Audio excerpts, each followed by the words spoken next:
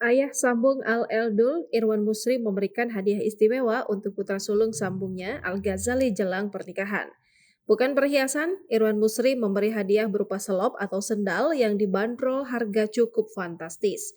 Hal itu terungkap melalui momen istimewa yang direkam dalam tayangan YouTube Maya Al-Eldul TV baru-baru ini. Makan malam itu berlangsung hangat dan penuh canda tawa, terutama membahas perasaan Al-Ghazali jelang menikah. Setelah dinner bareng di restoran Jepang favorit Maya itu, Irwan Muslim mengajak Al-Ghazali berbelanja. Mereka mencari selop untuk akad nikah kakak El Rumi tersebut. Mereka memasuki butik sebuah brand mewah asal Prancis, Berluti. Di situ, Al-Ghazali dan Irwan Musri kompak memilih selop untuk hari sakralnya. Ayah dan anak ini tampak sibuk berdiskusi serius soal ukuran dan warna selop yang cocok untuk dipakai saat akad nikah. Hadiah selop Irwan Musri untuk Al-Ghazali itu ternyata harganya cukup fantastis. Seperti dilansir dari laman resmi brand Berluti, sepasang selop mewah itu dibanderol sekitar 33 juta rupiah.